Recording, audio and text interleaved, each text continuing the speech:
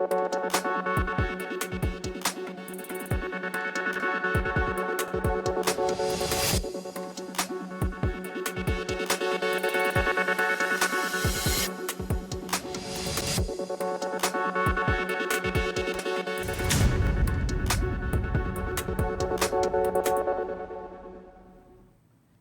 जन टीवी देख रहे हैं आप। मैं श्वेता शर्मा आपके साथ। खबरों की शुरुआत से पहले एक नजर डालेंगे अभी की हेडलाइंस पर।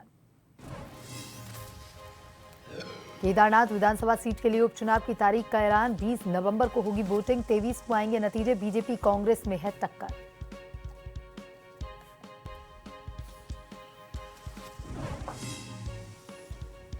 हल्द्वानी में सीएम धामी ने किया 172 करोड़ की 18 योजनाओं के लोकार्पण और शिलान्यास। सिटी फॉरेस्ट का किया शुभारंभ। कैंसर हॉस्पिटल और शहर के मिनी स्टेडियम का भी लोकार्पण किया। स्टोन क्रेशरों पर लगाए गए 50 करोड़ से अधिक जुर्माने को माफ करने के मामले में हाईकोर्ट सख्त। सरकार को 1 हफ्ते में जवाब दाखिल करने के निर्देश। खनन सचिव और खनन निदेश बीसी के जरिए हुए पेश। त्योहारों के मद्देनजर मिलावटखोरों पर सिकंजा। रुड़की में नकली पनीर की शिकायत पर स्टोरेज गोदाम पर खाद्य विभाग का छापा। 10 क्विंटल पनीर किया बरामद। सैंपल जांच के लिए भेजे। हरिद्वार जेल से फरार दोनों कैदियों का अब तक नहीं लगा सुराग। मदद करने वाले सुनील नाम के शख्स को पुलिस ने किया गिरफ्तार। कपड़े और पैसे देकर की थी हेल्प।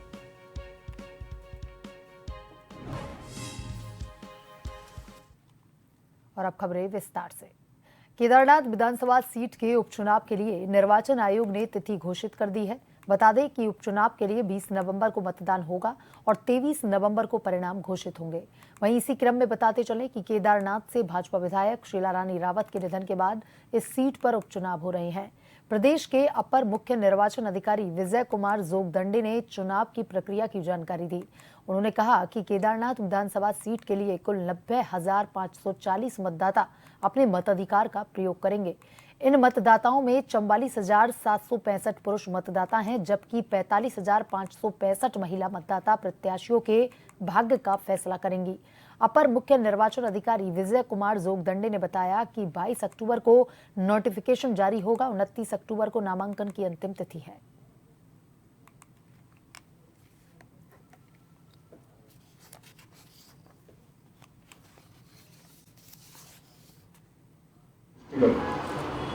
जनपद रुद्रप्रयाग में आचार संहिता प्रभावी हो गया है।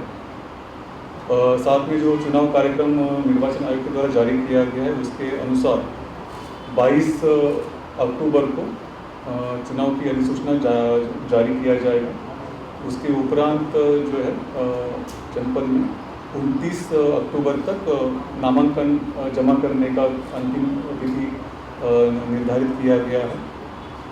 30 अक्टूबर को स्क्रूटिनी का दिवस तय किया गया है। 4 नवंबर को मतदान नामांकन वापसी का तिथि के लिए अंतिम दिवस होगा। मतदान का जो तिथि तय हुआ है 20 नवंबर मतदान की तिथि तय हुई है और 23 नवंबर को मतगणना का कार्यक्रम सुनिश्चित किया गया है।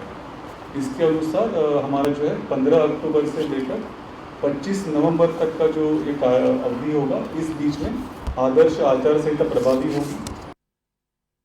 हल्द्वानी पहुंचे मुख्यमंत्री पुष्कर सिंह धामी ने 172 करोड़ की 18 योजनाओं के लोकार्पण और शिलान्यास किए। इस दौरान कैबिनेट मंत्री सतपाल महाराज, सुबोध उनियाल और सांसद अजय भट्ट सहित कई विधायक भी मौजूद रहे। मुख्यमंत्री पुष्कर सिंह धामी ने जमरानी बांध परियोजना के प्रभावितों को अनुमन्य मुआवजा राशि वितरित की। इसके अलावा सिटी फॉरेस्ट का शुभारंभ किया। साथ ही कैंसर हॉस्पिटल और शहर के मिनी स्टेडियम का भी लोकार्पण और शिलान्यास किया। इस दौरान मुख्यमंत्री पुष्कर सिंह धामी ने कहा कि प्रधानमंत्री नरेंद्र मोदी के आशीर्वाद से जमरानी बांध बहुप्रतीक्षित योजनाओं को हरी झंडी मिल चुकी है और 2050 तक हल्द्वानी शहर के पेयजल और तराई भावर की सिंचाई की संपूर्ण व्यवस्था इस बांध से होगी। मुख्यमंत्री ने इस बांध परियोजना में अपनी भूमि देने वाले प्रभावितों का भी आभार व्यक्त किया। देखिए, बहुत लंबे समय से जमरानी बांध परियोजना स्वीकृत हो, इसकी सबको प्रतीक्षा थी और जैसा मैंने अभी थोड़ी देर पहले कहा, आप सब लोगों ने सुना होगा कि हम तो बहुत छोटे थे, 5 दशक से भी ज़्यादा समय से लोग इस योजना की स्वीकृति की प्रतीक्षा कर रहे थे। लेकिन ये ऐतिहासिक काम माननीय प्रधानमंत्री नरेंद्र मोदी जी के कालखंड में स्वीकृत हुआ, क्योंकि उनको हमारे राज्य से विशेष लगाव है।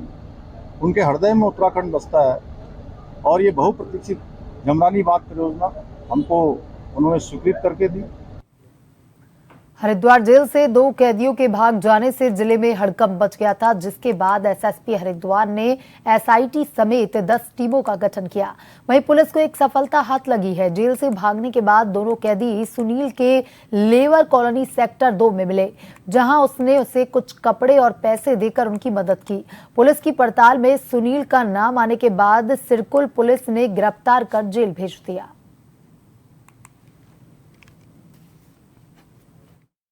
11 तारीख को जिला कारागार रोशनाबाद से फरार 2 अभियुक्त पंकज और रामकुमार इनको प्रश्रय देने और इनको यहां से पलायन करने के जुर्म में आज सुनील पुत्र बालेश, जिनके द्वारा इनको एक पैसे भी दिया गया, साथ में इनको जो कपड़े वगैरह भी मुहैया कराए गए थे और इनको यहां से पलायन करने में, इनको यहां से बाहर भेजने में इनकी हेल्प भी की गई थी।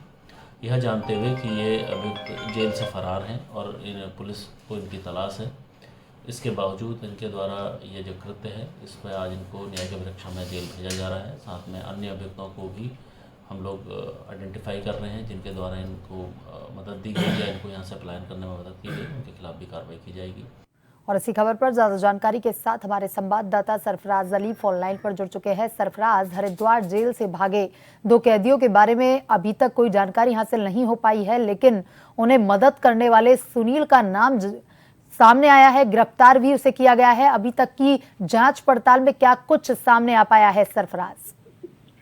देखिए सविता, जब से हरिद्वार जेल से जो 2 कैदी भागे हैं तब से हरिद्वार में हड़कंप मच गया था, जिसके बाद हरिद्वार के एसएसपी और जिला अधिकारी के द्वारा जो जिला जेल प्रभारी है उसको भी सस्पेंड कर दिया, कुछ अधिकारी को सस्पेंड कर दिया गया था। उसके बाद हरिद्वार एसएसपी द्वारा एसआईटी की टीम का एक गठन किया है, जिसमें 10 टीमें बनाई गई थी, जिसके नेता जिसका कमान जो है एएसपी जितेंद्र मेहरा को दी गई थी। जिसके बाद लगातार टीमें अपनी छानबीन में लगी हुई, तो कहीं ना कहीं पुलिस को एक सफलता हाथ लगी है, जिसमें सुनील नामक व्यक्ति का एक नाम खुलकर सामने आ रहा है, जिसमें सुनील ने जेल से भागे जो कैदी थे पंकज और रामकुमार, उसको उन्होंने पैसे से और कपड़े से यानी प्रदेश से पलायन करने के लिए, प्रदेश से बाहर निकालने के लिए कहीं ना कहीं उसकी सहायता की है।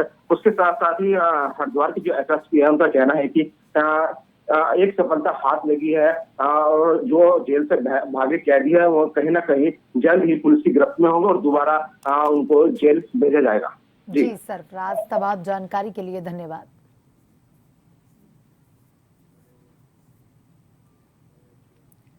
नैनीताल के तत्कालीन डीएम की ओर से अपने कार्यकाल के दौरान विभिन्न स्टोन क्रेशरों पर लगाए गए 50 करोड़ से अधिक के जुर्माने को माफ करने के मामले में हाईकोर्ट ने राज्य सरकार को अगले मंगलवार से पहले जवाब दाखिल करने के निर्देश दिए हैं।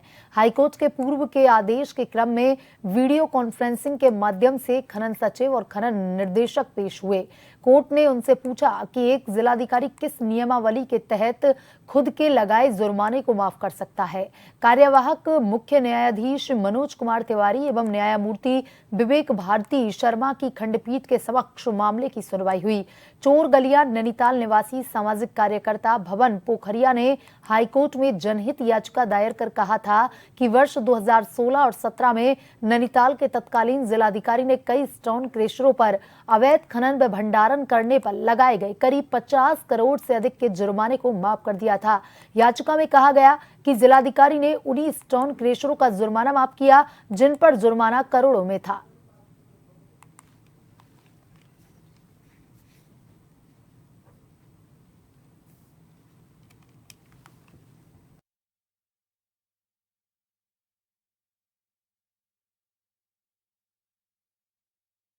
रुड़की के पीरान कलियर में पुलिस और खाद्य विभाग की टीम ने एक स्टोरेज गोदाम पर मिलावटी पनीर की सूचना पर छापेमारी की।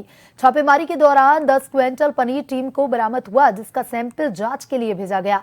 आपको बता दें कि त्योहारी सीजन को लेकर खाद्य सुरक्षा विभाग व पुलिस अलर्ट मोड पर है।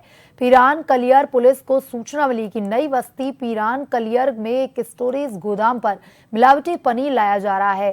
सूचना मिलने पर पुलिस टीम मौके पर पहुंची। टीम ने नई बस्ती से एक स्टोरेज गोदाम और एक मैक्स गाड़ी से करीब 10 क्विंटल पनीर बरामद किया। सूचना खाद्य सुरक्षा विभाग को दी गई, जिस पर जिला खाद्य सुरक्षा अधिकारी महिमानंद जोशी व खाद्य सुरक्षा निरीक्षक योगेंद्र पांडे ने टीम के साथ मौके पर पहुंचकर दस्तावेजों की जांच की, जिसमें लाइसेंस चौहान डेयरी रहमतपुर के नाम से पाया गया। खाद्य सुरक्षा विभाग की टीम ने पनीर का सैंपल लेकर जांच के लिए लैब भेज दिए। ये कलियर में बाहर से कोई पनीर आ रहा है जो मिलावट की आशंका जाहिर की जाएगी, तो पुलिस की सूचना के आधार पर हमारे फूड सेफ्टी ऑफिसर रुड़की और मैं स्वयं मौके पर आया हूँ और मौके पे हम पे जो गाड़ी से जो पनीर सप्लाई किया जा रहा था उसमें से, और जो इनकी डेयरी यहाँ पर डेयरी है जहाँ पर जिसके माध्यम से सप्लाई करते हैं, उन दोनों जगह से हमने जाँच के लिए सैंपल लिए हैं और जो भी सैंपल में इस पर रिपोर्ट आएगी, रिपोर्ट के आधार पर हम अग्रिम कार्रवाई करेंगे। चमोली में गोचर मार्केट में दुकान के सामने स्कूटर खड़ा करने को लेकर के विवाद हुआ और विवाद के बाद मारपीट हुई। मामला और न बिगड़े, प्रशासन व पुलिस ने मौके पर पहुंचकर शांति व्यवस्था स्थापित की। एक पक्ष द्वारा तहरीर दी गई और मुकदमा दर्ज किया गया है। परगना मजिस्ट्रेट के द्वारा कर्णप्रयाग व गोचर नगर क्षेत्र में शांति व्यवस्था बनाए रखने के लिए भारतीय नागरिक सुरक्षा संहिता की धारा 163 के अंतर्गत कार्रवाई की जा चुकी है। मौके पर पुलिस प्रशासन तैनात है, अभी शांति व्यवस्था कायम है। जिलाधिकारी संदीप तिवारी ने कहा कि मामले का संज्ञान लेते हुए आवश्यक कार्रवाई की गई है। पार्किंग को लेकर विवाद हुआ है दो समुदायों के बीच, तो वहाँ मजिस्ट्रेट संतोष पांडे जी ने BNSS धारा 163 लागू कर दी है नगरीय क्षेत्र गोचर और कर्णप्रयाग में, और SP साहब के माध्यम से पर्याप्त पुलिस बल वहाँ तैनात है। स्थिति अभी नियंत्रण में है और लगातार उसकी मॉनिटरिंग की जाए। खटीमा फाइबर्स प्राइवेट लिमिटेड में नया मैनेजमेंट के द्वारा काम करना शुरू कर दिया गया है। वहीं पुराने व्यवसायी जो खटीमा फाइबर को गत्ता, भूसी, कबाड़ आदि फैक्ट्री को उपलब्ध करवाते थे, लगभग 12 व्यवसायियों के लगभग 6 करोड़ रुपए की धनराशि खटीमा फाइबर्स में बकाया होने पर खटीमा फाइबर्स द्वारा मात्र 1% धनराशि दिए जाने की बात पर व्यवसायी आक्रोशित हुए और नए मैनेजमेंट का घेराव कर उनकी पूरी रकम 6 करोड़ रुपए देने की बात की। वहीं खटीमा विधायक भुवन कापड़ी ने भी व्यवसायियों के पक्ष में नए मैनेजमेंट के सामने बात रखी, जिस पर महावीर प्रसाद अग्रवाल कमर्शियल्स एडवाइजर का कहना है कि क्योंकि व्यवसायियों का केस कोर्ट में विचाराधीन है, इस पर उनका यहां पर कोई लीगल प्रोसेस नहीं बनता। क्योंकि विधायक भुवन कापड़ी ने बात रखी है तो उच्च मैनेजमेंट से बात की जाएगी। जो नई वहाँ पर जो है मैनेजमेंट जो आया, हमने उनसे कहा कि जो पुराने टाइम पे व्यापारियों ने खटीमा फाइबर को जो भूसी दी हुई है, जो गत्ता और कबाड़ दे रखा है, जो अखबार है वो दे रखा है, तो 12 व्यापारियों का लगभग 6 करोड़ रुपए उनको बकाया है और फैक्ट्री कहती है कि 1% देंगे 6 लाख रुपए। 6 करोड़ की जगह 6 लाख रुपए। तो आज हम व्यापारियों के साथ उनके पास गए हैं और उन्होंने हमें 15 दिन का समय दिया है कि वो हाईकमान ऊपर अपने मैनेजमेंट से बात करेंगे। तो हमने कहा भाई व्यापारियों को मिलना चाहिए, जो व्यापारियों का जो धन है 6 करोड़ उन्हें मिलना चाहिए, नहीं मिलेगा तो फिर हम आंदोलन से बात करेंगे। हमने अपना व्यू क्लियर कट शब्दों में एक्सप्लेन करने की कोशिश करी कि ये जो मामला है ये कोर्ट के फैसले के अधीन है, इसका हमारी तरफ से कोई भी कंप्लायंस के अलावा और कोई भी इशू बनता नहीं है। विधायक जी ने जो सवाल उठाए हैं उसके बारे में अपने जो हमारी जो रिपोर्टिंग अथॉरिटी है उनको हम संज्ञान में ला देंगे, वो बाद में उनकी जो भ्रांति है उसको दूर करने का प्रयास करेंगे। आज हम इसलिए इकट्ठे हुए हैं माननीय विधायक जी के साथ में कि जो हमारा ये 6 करोड़ रुपए है, ये हमारे सभी लोगों, बहुत ही गरीब भाई हैं, सब लोग हैं और कहीं के घर में शादी है, कहीं बीमार हैं और ये पैसा इन्होंने हमारा रोका हुआ है। तो आज विधायक जी के साथ बैठ के अग्रवाल जी हैं यहाँ पर, मैनेजर साहब उनसे काफ़ी अपनी दरख्वास्त करी है, लेकिन उससे कुछ बनेगा नहीं बात, क्योंकि केस तभी सॉल्व होगा जब ये फैक्ट्री में गेट पे ताला लगेगा, तभी हमारी सुनवाई होगी यहाँ पर, और उसके बगैर कोई गुजारा नहीं है। पैसा हम लेके मानेंगे, क्योंकि ऐसा कोई अधिकार हमसे है नहीं जो हमने यहाँ काम किया और हमारा पैसा नहीं दिया जा रहा। तो हम जिलाधिकारी संदीप तिवारी की अध्यक्षता में नंदानगर में तहसील दिवस का आयोजन किया गया, जिसमें मुख्यतः शिक्षा, सड़क, स्वास्थ्य, पेयजल, विद्युत, जंगली जानवरों, किसान सम्मान निधि से संबंधित शिकायतें प्राप्त हुई। जिलाधिकारी ने बताया कि तहसील दिवस में 65 शिकायतें दर्ज हुई, जिनमें से 51 शिकायतों का मौके पर निस्तारण किया गया। बाकी 14 शिकायतें शासन स्तर की हैं, जिनको संबंधित विभागों के माध्यम से सक्षम अधिकारी तक पहुंचाया जाएगा। उन्होंने सभी विभागों को समयबद्ध शिकायतों के निस्तारण करने के निर्देश दिए। जनप्रतिनिधियों के फोन न उठाने की शिकायत पर जिलाधिकारी ने अधिकारियों को आवश्यक रूप से फोन उठाने और संवाद स्थापित करने के निर्देश दिए। तहसील दिवस में जनप्रतिनिधियों तथा ग्रामीणों की ओर से नंदानगर घाट सड़क सहित घूनी मोटर मार्ग, सीतेल लेटाला मोटर मार्ग, घाट भेटी मोटर मार्ग के सुधारीकरण की मांग उठाई गई।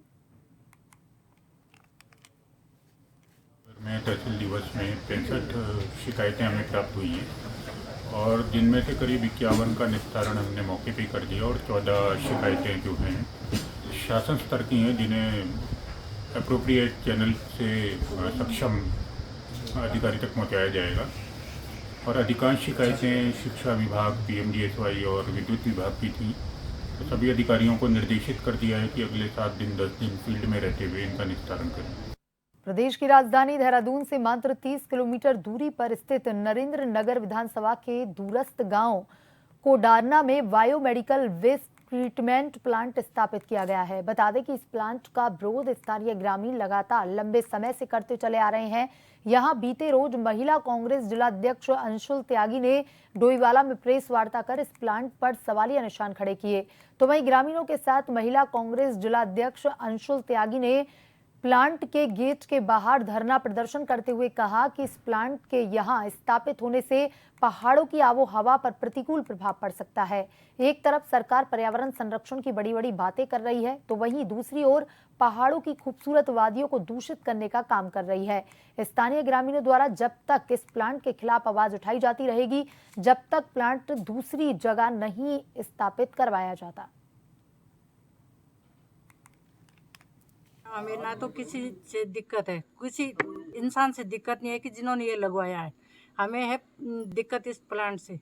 जब कल परसों रात हम शाम अपने घर में खाना बना रहे थे, तो किसी ने बोला कि मेरा गैस चूल्हा जल गया, किसी ने बोला मेरा फ्रिज जल गया, किसी ने कुछ, क्योंकि पूरी इतनी दुर्गंध गांव-गांव घर-घर में आई चूल्हों में कि हमें सांस लेना मुश्किल हो गया।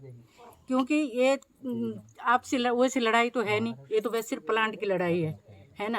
अब इतना लोग खुद तो लोग नीचे निकल गए, जो हम लोग गांव में हैं, हमें भी तो अपना जीवन देखना है, बच्चे देखने हैं, पशु देखने हैं। हम लोग जब शाम को बाहर बैठ रहे हैं 9-10 बजे के बाद, तो सीधा 2 बजे तक मतलब इतनी दुर्गंध, इतनी बदबू आती है कि हम लोग सांस नहीं ले पाते हैं।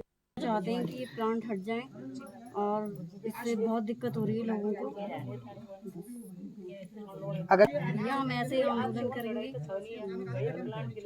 कितना नुकसान ये इससे जो आजकल प्रेग्नेंट औरतें हैं उनको उल्टियाँ हुई बीच में, जब ये इतना ज़्यादा फैल गया था तो इससे बहुत दिक्कत हो रही है, इसलिए हटना चाहिए।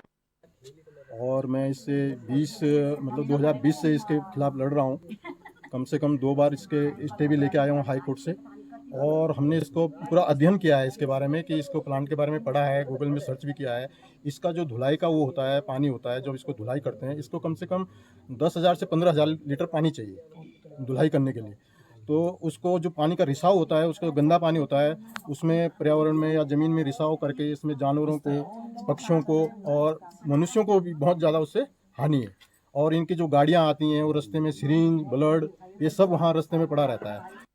जहाँ पे ये जो मुद्दा है, ये जनहित का मुद्दा है, और इस मुद्दे में पहले भी हम लोग आगे रहते हैं, और ये हमारे बीच में ये मामला आया था।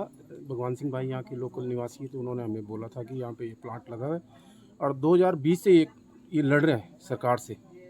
और प्रदूषण नियंत्रण जो इकाई है यहाँ की, ये देखिए बिल्कुल जंगलात का एरिया पूरा ये, और किस तरह से इनको, कहाँ से इनको NOC मिली जंगलात से, कहाँ से प्रदूषण विभाग से इनको NOC मिली है, और अभी अभी ग्रामीण बता रहे हैं कि जो पूर्व प्रधान थे उनका बस्ता जमा हो चुका था, उसके बाद उन्होंने एनओसी दी। ये भी जांच का विषय है और किस तरह से पैसे के दम पे इन्होंने यहाँ पे प्लांट लगाया है। और आप देखिए हरे भरे पेड़ यहाँ पे सूखने लग गए।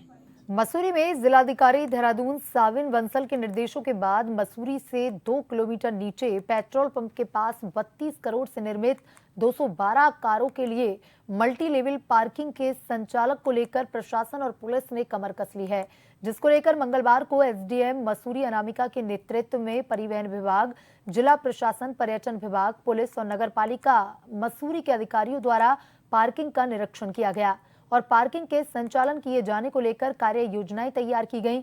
इस मौके पर एसपी ट्रैफिक मुकेश ठाकुर द्वारा पार्किंग को संचालित किए जाने को लेकर विभिन्न प्रस्ताव रखे गए, जिस पर विचार विमर्श किया गया। 32 करोड़ की पार्किंग बनी है, तो इसके लिए इस समय हम लोगों ने सोचा है कि इस पार्किंग को पूर्ण तरीके से चलाया जाए। अभी हम लोग प्लान कर ही रहे हैं कि यहाँ से किस तरीके से हम गाड़ियों को यहाँ पे पार्क करवा के शटल सेवा को यहाँ से करें। तो फिलहाल तो प्लान यही है कि पिक्चर पैलेस की तरफ एक शटल सेवा जारी रखी जाए और एक शटल सेवा जो है हम किताबघर की तरफ करें। तो उसके लिए हमें प्लान आउट कर रहे हैं। आज तो देखने के लिए आए हैं और परसों को डीएम साहब और कप्तान साहब का विजिट है। उससे पहले हम लोग देख लेते हैं अभी कि क्या फीजिबल है और क्या कर सकते हैं। जनपद उधम सिंह नगर के जसपुर के पतरामपुर क्षेत्र के ग्राम मलपुरी, निजामगढ़, बड़ियोवाला ग्रामीण क्षेत्रों में बंदरों के आतंक से जनता काफी भयभीत और परेशान है। वहीं जनता वन विभाग से बंदरों के आतंक से निजात पाने की गुहार भी लगा चुकी है, लेकिन वन विभाग है कि गहरी नींद में सोया हुआ है। खेतों में बंदर फसलों को बर्बाद कर रहे हैं। रास्तों में आने जाने वाले राहगीर ही नहीं बल्कि स्कूल से आने जाने वाले नन्हे मुन्ने बच्चे भी काफी भयभीत हैं। यहाँ तक कि अभिभावक अपने बच्चों के लिए स्कूल से घर जाने आने के लिए स्कूली वाहन का प्रयोग करने लगे हैं। बंदरों के आतंक से निजात पाने के लिए मालपुरी के पूर्व ग्राम प्रधान ने अपना निजी पिंजरा बनाकर आतंकी बंदरों को पिंजरे में कैद कर वन विभाग को सूचना देकर उन्हें कहीं सुरक्षित स्थान पर भेजने का पूरा प्रयास किया। प्रधान पुत्र के कहने पर पिंजरे में कैद बंदरों को जंगल ले जाया गया। यहाँ पे बंदरों का देखा जाए तो बहुत ज़्यादा आतंक है। हमने कई बार कंप्लेन भी करी है। उसके बाद में अभी भी कम से कम 25, 30 या 50 बंदर लगा लीजिए जो कि हमारे प्रतिदिन गांव में आते हैं और छोटे छोटे बच्चे हैं जिनको ये परेशान करते हैं। और अब ये फसलवाड़ी है, हमारे यहाँ पर जो सब्जी लगती है हम वो नहीं लगा सकते हैं। और कई बार इसको चीज़ को लेके छोटे बच्चे और सभी घर वाले, सभी गांव वाले बहुत परेशान हैं। और आज हमने ये भी देखा है कि हम बार बार ये जंगलात का जो पिंजरा होता है हमें मंगवाना पड़ता है और हमने ये खुद का ये पिंजरा बनवाया है ताकि ये बार बार उनको परेशान ना करे। बुलेटिन में अभी तक के लिए इतना ही। बने रहिए जन टीवी के साथ। नमस्कार।